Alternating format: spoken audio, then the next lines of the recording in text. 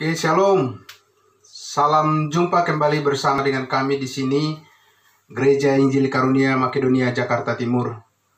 Senang sekali kita bisa kembali bersama-sama belajar firman Tuhan untuk bertumbuh bersama, berbuah dan menjadi dewasa rohani dalam Kristus. Semoga melalui pelayanan iman secara online seperti ini, baik melalui Facebook maupun YouTube, Bapak Ibu Saudara sekalian dapat terus menikmati berkat firman Tuhan dan selalu merasakan damai sejahteranya. Amin. Nah, sebelum kita mulai pembahasan firman Tuhan ini, marilah kita terlebih dahulu berdoa untuk memohon pimpinan Roh Kudus. Mari kita berdoa. Segala puji dan hormat terima kasih kepadamu Bapa di dalam surga yang telah melayakkan kami menjadi pewaris sorga, melayakkan kami menjadi anak-anak Tuhan, dan telah mengaruniakan kepada kami hidup yang kekal melalui iman kepada penebusan oleh darah Kristus sebagai kasih karunia yang terbesar dalam hidup kami. Kami mengucap syukur ya Tuhan, firman-Mu, kebenaran-Mu dapat terus diberitakan untuk menjadi berkat bagi banyak orang. Terpuji Engkau Bapa di surga, di dalam nama Tuhan Yesus kami berdoa. Amin. Nah, kali ini kita akan membahas firman Tuhan seputar ajaran dasar iman Kristen yang sangat penting, yaitu tentang doktrin gereja, kerajaan, dan gereja tubuh Kristus. Ya, doktrin gereja, kerajaan, dan gereja tubuh Kristus.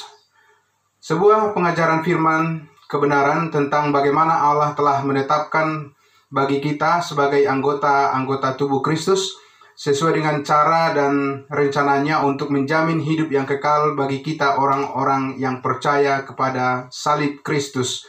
Sehingga kita dapat meyakini kebenaran Alkitab bahwa kita semua orang-orang kudus milik Allah saat ini bukanlah tergabung dalam komunitas yang disebut dengan Israel rohani, tetapi kita adalah tergabung di dalam komunitas yang disebut dengan gereja tubuh Kristus. Maka melalui kesaksian hidup kita pun sebagai anggota-anggota tubuh Kristus yang surgawi, kita akan dapat menolong banyak orang untuk mengalami perjumpaan dengan kebenaran yang murni, yaitu mereka dapat menerima kehidupan yang kekal dalam Tuhan Yesus Kristus sebagai kepala gereja dan menggenapkan seluruh kehendak Allah untuk meraih jumlah yang penuh jiwa-jiwa yang diselamatkan masuk ke dalam tubuhnya yang surgawi. Amin.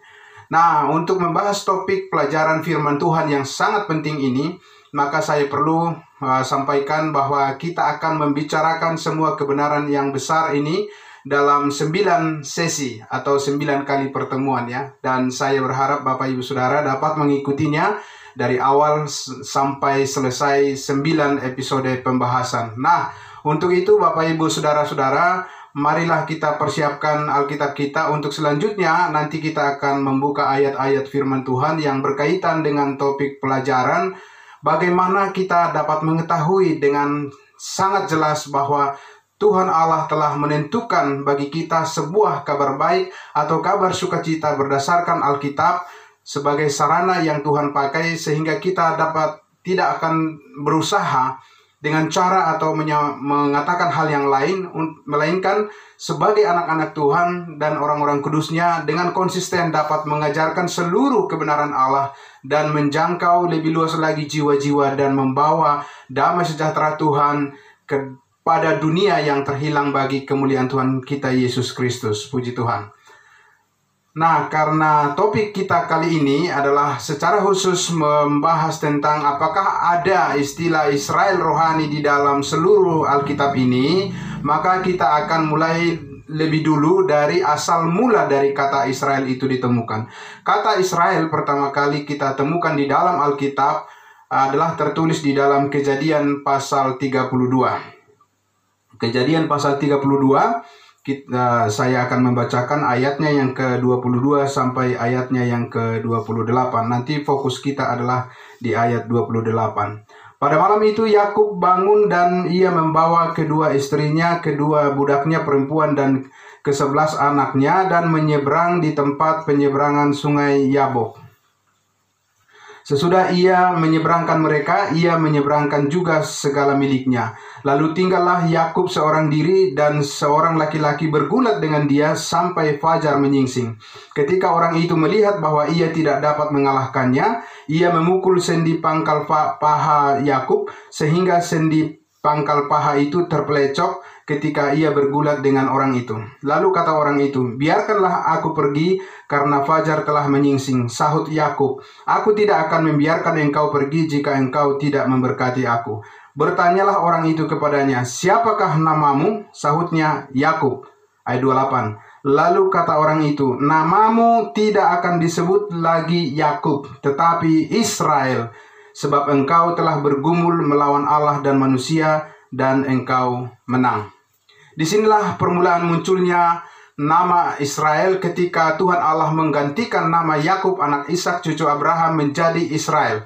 Ketika itu dikatakan Yakub sedang bergulat bersama dengan Allah dan manusia dan ia menang. Sehingga arti dari nama Israel itu sendiri adalah pemenang. Nah, selanjutnya kita juga perlu mengetahui siapakah Israel dalam sejarah Alkitab. Ya. Yakub atau Israel seperti yang sudah saya sampaikan tadi adalah cucu atau keturunan dari Abraham dan Yakub sendiri adalah anak Ishak. Tentu semua kita sudah tahu hal itu. Nah, Israel ini mempunyai 12 anak laki-laki dan nama dari ke-12 anak Yakub atau nama Israel tersebut menjadi sekaligus nama-nama suku sebuah bangsa yang disebut dengan bangsa Israel atau bangsa Yahudi. Hal ini terjadi dan semakin lebih nyata menjadi sebuah bangsa mulai dari ketika keturunan Yakub hijrah dan akhirnya diperbudak di Mesir yang sering disebut dengan Bani Israel atau Bani Yakub. Hingga berlanjut pada zaman Musa, zaman Daud, dan pada masa pelayanan Yesus di bumi, bahkan sebetulnya hingga sampai selamanya, ke-12 suku Israel dan akan tetap hidup di hadapan Allah. Nah, bagaimana kita tahu hal itu Bapak Ibu Saudara? Mari kita baca beberapa ayat Alkitab yang menjelaskan bahwa 12 suku Israel adalah suku yang eksis, ya, dan tidak akan pernah punah atau lenyap dari muka bumi ini apapun yang terjadi. Mari kita lihat dulu di dalam Kejadian pasal 46, ya, Kejadian pasal 46 ayatnya yang ke-8, saya akan baca sampai ayatnya yang ke-19. Kemudian nanti kita akan teruskan lagi sampai ayatnya yang ke-24. Demikian firman Tuhan. Inilah nama-nama Bani Israel yang datang ke Mesir, yakni Yakub beserta keturunannya. Anak sulung Yakub ialah Ruben. Anak-anak Ruben ialah Henok, Palu, Hesron, dan Karmi. Anak-anak Simeon ialah Yemuel, Yamin, Ohad, Yakin, dan Sohar, serta Saul, anak seorang perempuan Kanaan. Anak-anak Lewi ialah Gerson, Kehat, dan Merari. Anak-anak Yehuda ialah Onan, Sela, Peres, dan Serah, tetapi dan Onan mati di tanah Kanaan. Dan anak-anak Peres ialah Hesron dan Hamul. Anak-anak Isakar ialah Tola, Pua, Ayub, dan Simron. Anak-anak Sebulon ialah Seret, Elon, dan Yahlel. Itulah keturunan Lea yang melahirkan bagi Yakub di padang Aram anak-anak lelaki serta Dina juga anaknya yang perempuan. Jadi seluruhnya laki-laki dan perempuan berjumlah 33 jiwa.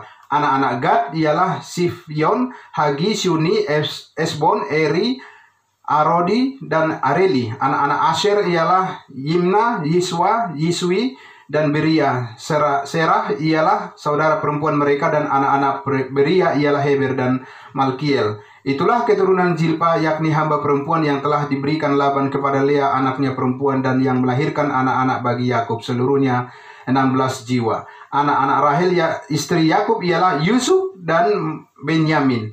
Bagi Yusuf lahirlah Manase dan Efraim di tanah Mesir yang dilahirkan baginya oleh Asnat anak perempuan Potifera, imam Dion.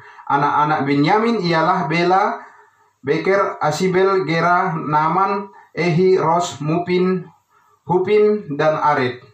Itulah keturunan Rahel yang telah lahir bagi Yakub, seluruhnya berjumlah 14 jiwa. Anak-anak Dan ialah Husin. Anak-anak Naftali ialah Yahsil, Guni, Yeser, dan Silem. Nah, di ayat 8 tadi dikatakan ada anak sulung Yakub atau Israel yang bernama Ruben. Di ayat 10 dikatakan nama Simeon. Di ayat 11 tadi dikatakan ada nama Lewi. Di ayat 12 dikatakan tadi ada nama Yehuda. Dan di ayat 13 ada nama Isakar. Di ayat 14 ada Sebulon. Di ayat 16 ada nama Gad. Di ayat 17 ada nama Aser. Di ayat 19 ada nama Yusuf dan Benjamin. Dan di ayat 23 tadi ada dikatakan nama Dan juga di ayatnya yang ke-24 ada nama Naftali. Jadi jumlah seluruhnya 12 orang anak Yakub atau 12 suku bangsa Israel.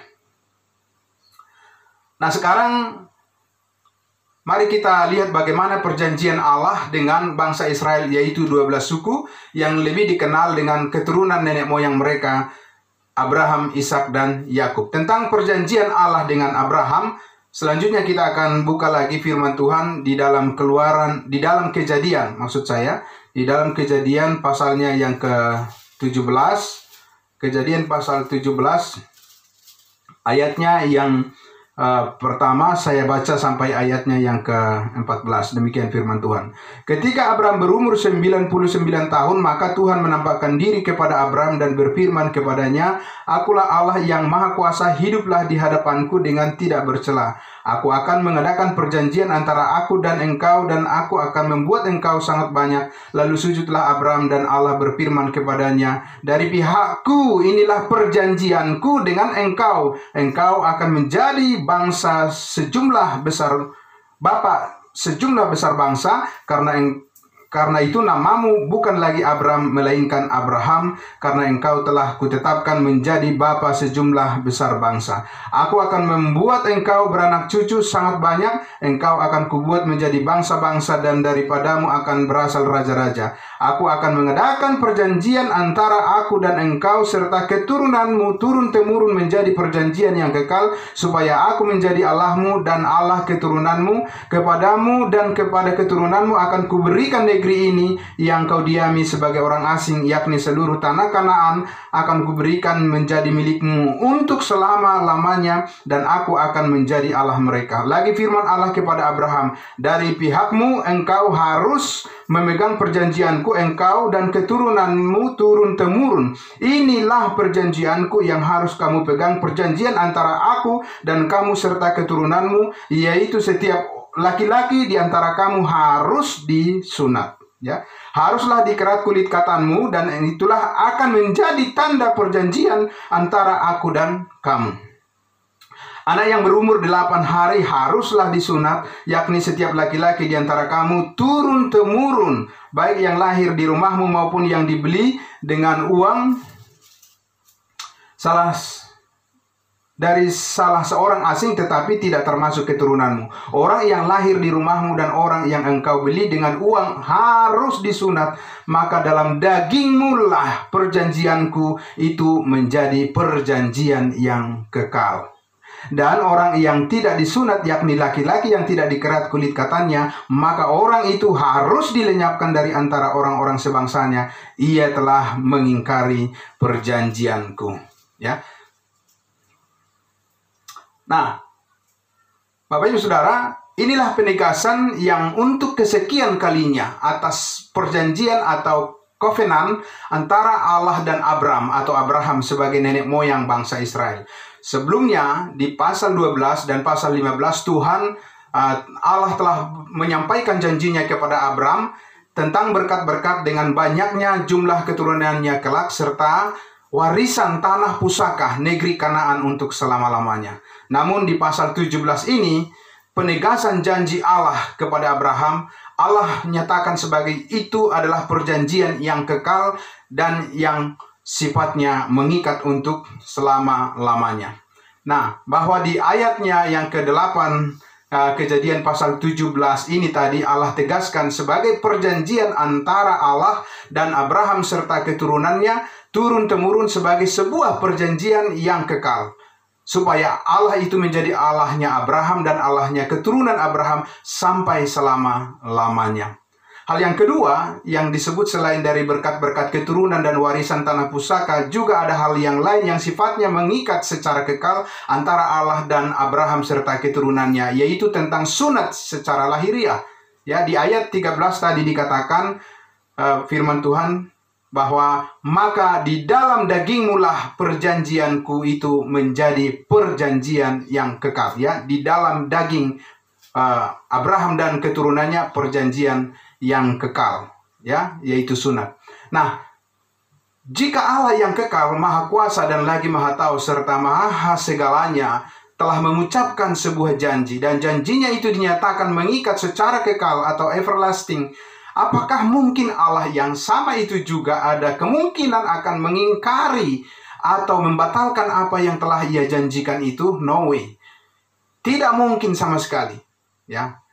Kita sudah melihat dalam sejarah, Bapak Ibu Saudara, bahwa bangsa Yahudi atau bangsa Israel sudah berkali-kali tertawan, terbelenggu, diperbudak dan terancam hendak dimusnahkan oleh bangsa-bangsa yang tidak mengenal Allah. Tetapi mereka tetap hidup dan kembali mendiami tanah pusaka atau tanah perjanjian milik mereka yang berasal dari Allah sendiri, yaitu tanah Kanaan dan kota Yerusalem dan sekitarnya. Hingga sampai sekarang ini kita lihat, dan untuk selama-lamanya ras Ibrani atau bangsa Israel atau orang-orang beragama Yahudi itu tidak akan pernah bisa lenyap, sebab itu adalah merupakan janji Tuhan kepada 12 suku keturunan Abraham, Ishak dan Yakub. Nah, kita akan masih terus melihat lagi bagian Alkitab yang lainnya untuk konsistensi, melihat konsistensi daripada Allah pada janjinya terkait dengan masa depan keturunan Abraham, Ishak dan Yakub, yaitu bangsa Israel atau bangsa Yahudi yang tidak akan pernah lenyap dari hadapan Allah sebagai umat pilihannya dari muka bumi ini. Mari kita lihat lagi, kita baca di dalam kitab Kejadian pasalnya yang ke-22. Kitab Kejadian pasal 22 ayatnya yang ke-9 sampai ayatnya yang ke-18. Saya akan membaca demikian firman Tuhan. Sampailah mereka ke tempat yang dikatakan Allah kepadanya, lalu Abraham mendirikan mezbah di situ, disusunyalah kayu, diikatnya Ishak anaknya itu dan diletakkannya di mezbah itu di atas kayu api. Sesudah itu Abraham mengulurkan tangannya lalu mengambil pisau untuk menyembelih anaknya. Tetapi berserulah malaikat Tuhan dari langit kepadanya, Abraham, Abraham, sahutnya, iya Tuhan. Lalu ia berfirman, jangan bunuh anak itu dan jangan kau apa-apakan dia, sebab telah ku ketahui sekarang bahwa engkau takut akan Allah dan engkau tidak segan-segan untuk menyerahkan anakmu yang tunggal kepadaku. Lalu Abraham menoleh dan melihat seekor domba jantan di belakangnya yang bertanduk, tanduknya tersangkut dalam belukar. Abraham mengambil domba itu lalu mengorbankannya sebagai korban bakaran pengganti anaknya. Dan Abraham menamai tempat itu Tuhan menyediakan. Sebab itu sampai sekarang dikatakan orang di atas gunung Tuhan akan disediakan. Untuk kedua kalinya berserulah malaikat Tuhan dari langit kepada Abraham, katanya, aku bersumpah demi diriku sendiri. Demikianlah firman Tuhan, karena engkau telah berbuat demikian dan engkau tidak segan-segan untuk menyerahkan anakmu yang tunggal kepadaku, maka aku akan memberkati engkau berlimpah-limpah dan membuat keturunanmu sangat banyak seperti bintang di langit dan seperti pasir di tepi laut, dan keturunanmu itu akan menduduki kota-kota musuhnya. Oleh keturunanmu lah semua bangsa di bumi akan mendapat berkat karena engkau mendengarkan firmanku. Pada kesempatan tersebut, Bapak Ibu Saudara, Tuhan Allah kembali menguji iman Abraham agar ia mempersembahkan anak semata wayangnya yang bernama Ishak menjadi korban sembelihan, dan Allah meminta Abraham menyembelihnya dengan tangannya sendiri. Meskipun Abraham telah menunggu kelahiran anak perjanjian itu lebih dari 25 tahun, waktu yang cukup lama menahan kesabaran bagi Abraham dan istrinya Sarah, tetapi Allah meminta untuk mempersembahkannya. Tetapi ketaatan iman Abraham kepada Tuhan ternyata berbuahkan berkat yang besar. Berkat yang sangat besar, karena dalam ujian yang besar iman tersebut Abraham lulus dan anaknya Ishak yang dianggapnya telah mati karena dalam iman Abraham telah mengorbankannya. Namun Allah menyediakan dan menggantikan dengan domba yang tersangkut di semak-semak untuk dipersembahkan oleh Abraham kepada Tuhan. Lalu Tuhan mengulangi lagi konsistensi sikapnya atas perjanjiannya kepada Abraham, sehingga di ayatnya yang ke-18 Allah berkata, Oleh keturunanmu semua bangsa di bumi akan mendapat berkat karena engkau mendengarkan firman-Ku. Nah, Bapak Ibu Saudara-saudara, sekarang mulailah kita pertegas pemahaman kita di sini tentang siapakah sebenarnya yang dimaksudkan oleh Tuhan dengan kata-kata keturunanmu, keturunan Abraham yang sangat banyak, seperti bintang di langit dan seperti pasir di tepi laut. Dapatkah kita menunjuk saat ini secara literal atau secara fisik sebuah bangsa keturunan Abraham, Ishak, dan Yakub? Apakah mereka sudah lenyap dari muka bumi ini? Apakah bangsa Amerika, Australia, Inggris, dan lain sebagainya adalah keturunan Abraham, Ishak, dan Yakub saat ini? Tentu saja tidak. Sebuah bangsa yang berasal dari keturunan Abraham, Ishak, dan Yakub yang masih tetap berdiri tegak, bahkan pemerintahannya sampai saat ini adalah sebuah bangsa Israel yang ada di Timur Tengah sana. Ya, nah, Bapak Ibu Saudara, berikutnya kita akan melihat lagi sebagai keberlanjutan dari janji Allah kepada Abraham tersebut. Alkitab kembali berkali-kali menegaskan perjanjian Allah dengan bangsa Israel adalah bersifat kekal dan mengikat adanya untuk selama-lamanya, ya. Nah, setelah kita melihat dari awal mula penggunaan daripada kata Israel, yang mana kata Israel tersebut sangat melekat dengan perjanjian Allah, perjanjian kekal Allah dengan keturunan Abraham, Ishak, dan Yakub sebagai sebuah bangsa yang berkedudukan secara khusus akan hidup di hadapan Allah secara fisik dan literal di bumi ini. Sekali lagi, secara fisik dan literal, bukan kiasan, ya. Maka selanjutnya kita akan melihat penegasan dari nubuatan-nubuatan yang telah disampaikan oleh para nabi perjanjian lama tentang masa depan dan berkat khusus bagi bangsa Israel sebagai bangsa pilihan Tuhan dengan kedudukan khusus atau prioritas di atas bangsa-bangsa lain. Nah, untuk itu marilah kita melihat di dalam Kejadian 48, Kejadian 48, kita akan melihat di sini di ayatnya yang ke-3 dan 4 yang menjadi fokus kita, tapi saya akan baca dari ayat 1. Dikatakan demikian. Sesudah itu ada orang mengatakan kepada Yusuf, ayahmu sakit. Lalu dibawanyalah kedua anaknya Manasye dan Efraim. Ketika diberitahukan kepada Yakub, telah datang anakmu Yusuf kepadamu, maka Israel mengumpulkan segenap kekuatannya dan duduklah ia di tempat tidurnya. Berkatalah Yakub kepada Yusuf, Allah yang Maha Kuasa telah menampakkan diri kepadaku di Luz di tanah Kanaan dan memberkati aku, serta berfirman kepadaku, akulah yang membuat engkau beranak cucu, dan aku akan membuat engkau bertambah banyak dan menjadi sekumpulan bangsa-bangsa. Aku akan memberikan negeri ini ke dalam keturunanmu, kepada keturunanmu untuk menjadi miliknya sampai selama-lamanya. Inilah pesan-pesan terakhir dari Yakub kepada anaknya Yusuf yang waktu itu dia meninggal di tanah Mesir, dengan mengingatkan kembali apa yang diterimanya dari Tuhan Allah sebagai sebuah janji yang sifatnya kekal akan memberkati Yakub atau Israel, sama seperti Tuhan telah memberkati kepada ayahnya Ishak dan kakeknya Abraham, bahwa keturunannya akan terus bertambah dan bertambah dengan sangat banyak, dan tanah pusaka mereka turun-temurun adalah tanah Kanaan untuk selama-lamanya. Nah, berikutnya kita akan membaca, saudara-saudara, di kitab Keluaran pasal 3, ya, ayatnya yang ke-14 dan 15. Nah, ini adalah firman Tuhan kepada Musa tentang namanya yang abadi. Firman Allah kepada Musa, aku adalah aku. Lagi firman-Nya, beginilah kau katakan kepada orang Israel itu, akulah aku, telah mengutus aku kepadamu. Selanjutnya berfirmanlah Allah kepada Musa, beginilah kau katakan kepada orang Israel, Tuhan Allah nenek moyangmu, Allah Abraham, Allah Ishak, dan Allah Yakub telah mengutus aku kepadamu. Itulah namaku untuk selama-lamanya, dan itulah sebutanku turun-temurun. Ya. Nah, sekarang mari kita perhatikan dengan baik, Bapak Ibu Saudara. Allah berfirman kepada Musa, beginilah kau katakan kepada umatku, yaitu orang-orang Israel, bahwa sebutan nama Tuhan adalah aku adalah aku. Atau dalam bahasa Ibrani itu disebut Ehie, Eser, Ehie. Dalam Alkitab King James disebut I am that I am. dalam 4 huruf tetragramaton YHWH, diucapkan Yehua atau Yehova atau Yahweh, ya, bahwa janji nama Tuhan Allah tersebut menjadi nama tersendiri dan yang abadi untuk diingat dan dikuduskan oleh keturunan Abraham, Ishak dan Yakub. Tadi dikatakan di ayatnya yang ke-15, itulah namaku untuk selama-lamanya dan itulah sebutan untukku turun temurun, ya.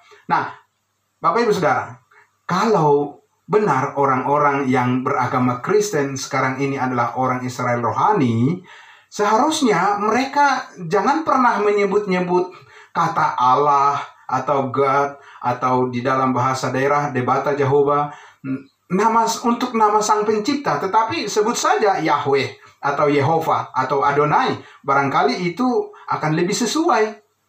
Sekali lagi, kalau benar orang-orang Kristen adalah Israel rohani.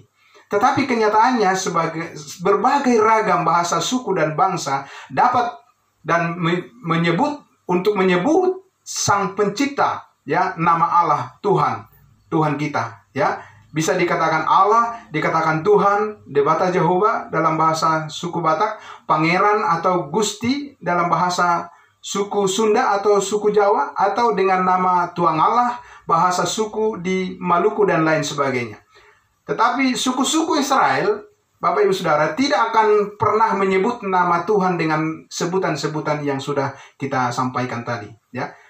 Itu sebabnya posisi kita sebagai suku-suku dari berbagai bangsa lain sangat berbeda dengan mereka orang-orang Israel.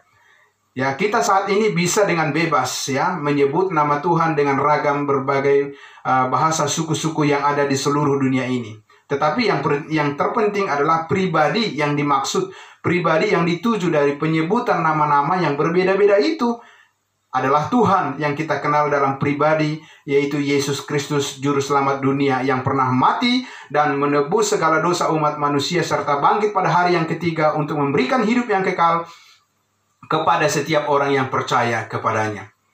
Lain daripada itu, nama apapun yang dikenakan untuk sebutan Sang Pencipta akan menjadi sia-sia saja, ya. Nah, Bapak Ibu Saudara, lalu apa kesimpulan kita untuk pelajaran firman Tuhan tentang doktrin gereja kerajaan dan gereja tubuh Kristus sesi yang pertama ini?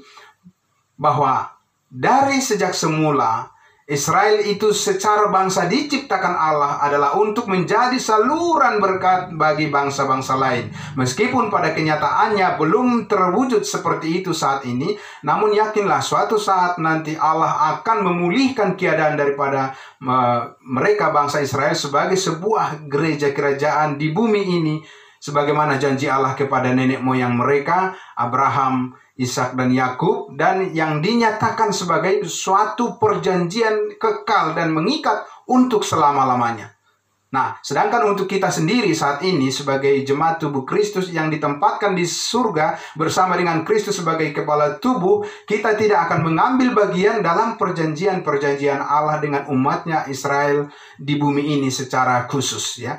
Namun kita sangat bersyukur karena Allah telah menyediakan dan mengaruniakan yang terbaik bagi kita di dalam Kristus Yesus, karena di dalam Dia, ya, sebagai kepala gereja, Allah telah mengaruniakan segala berkat rohani bagi kita yang tersimpan di dalam sorga. Puji Tuhan.